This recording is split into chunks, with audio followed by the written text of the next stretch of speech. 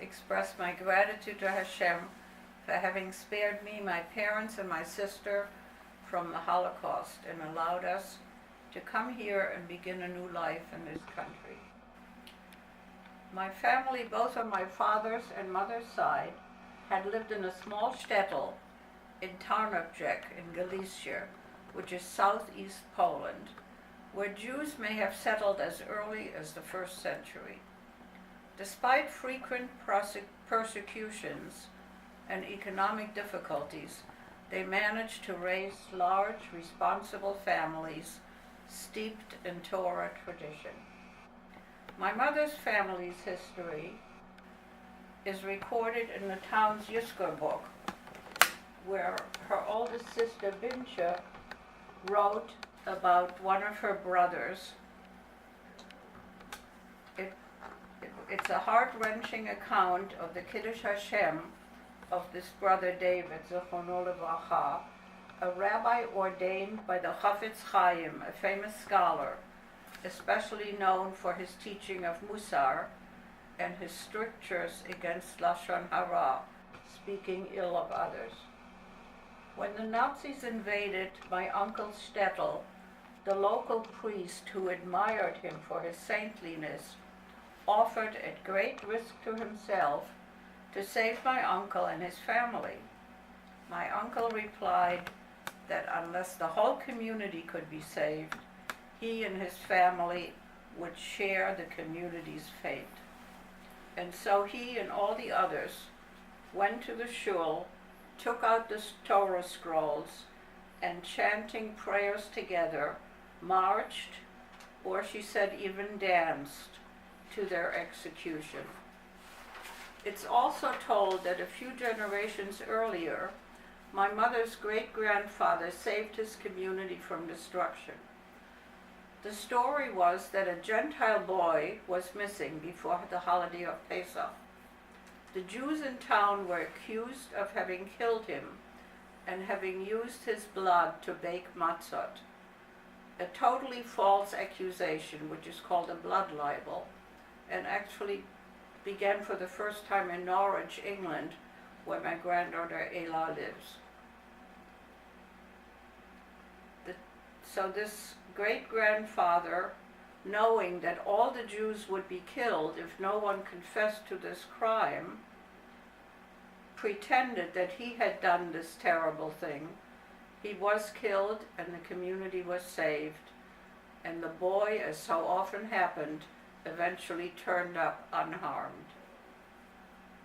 After World War I, the economic situation in Poland was terrible, and many Polish Jews moved to Germany. Even though conditions in Germany were far from ideal, there was a strong Jewish community, and immigrants seemed able to make a living. At that time, post-war Germany was under a relatively weak but democratic government called the Weimar Republic. The Germans were angered by their defeat in the First World War, by the heavy reparations they were forced to pay, and the devaluation of their currency. In the mid to late 20s, and especially in the 30s, the time was ripe for a fanatical Austrian nationalist, Adolf Hitler, to fan the flames of discontent by promising a greater Germany, abrogating the Treaty of Versailles, and inventing a scapegoat, the Jews, whom he could blame for all of Germany's bad occurrences. In 1933, when Hitler was appointed Chancellor by the German President von Hindenburg, there were signs of virulent anti-Semitism. But my childhood, protected by family and spent with friends, seemed relatively normal. At the time, Jewish children could no longer attend German schools, though my parents would have probably enrolled me in a Jewish school on principle. There were signs on park benches for Aryans only. Jews were not allowed in parks and beaches, and even more destructively, Jews were barred from universities and professions.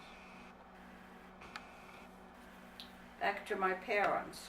Sarah Wiesenfeld, my mom, and Gil Kanarek, my dad, grew up in Galicia, which at various times was under Russian, Austrian, Hungarian, and German occupation.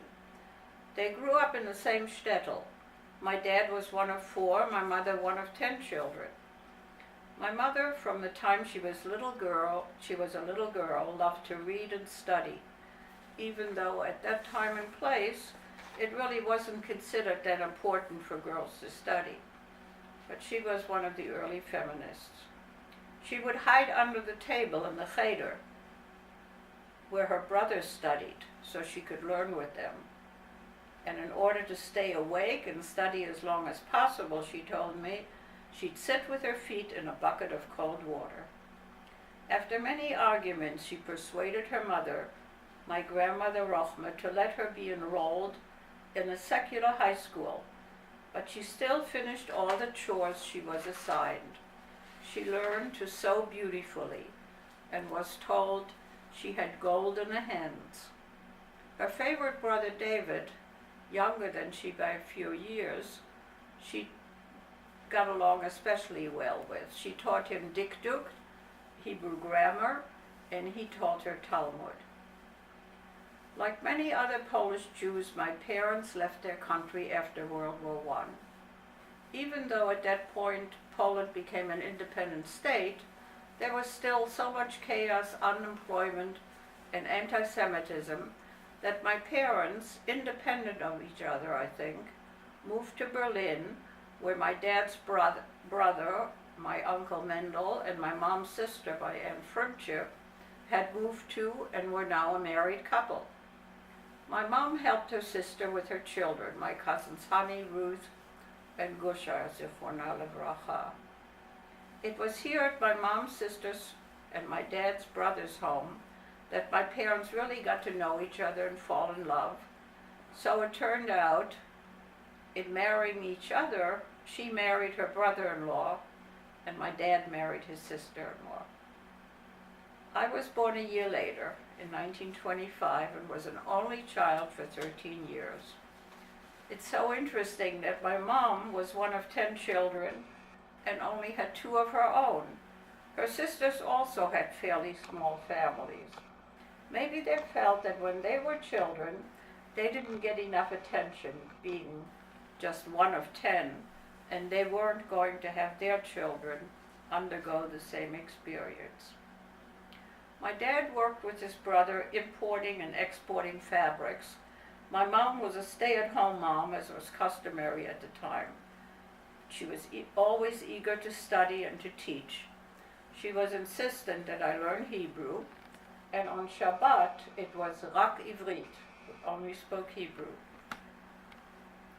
I attended a Jewish day school, because Jewish children in the 30s could no longer attend public school. Can you believe that I was a very fussy eater? But my mom discovered that if she invited other children to share meals with me, I would eat whatever was put in front of me. We went to visit the family in town of Jack every year in the 30s. It was wonderful getting to know my grandmother and aunts and uncles. My grandmother would often visit her departed husband's gravesite. My grandfather died quite a young man. And she would tell him about what was happening in the family that week, who was getting married, who just had a new baby, or who had passed away.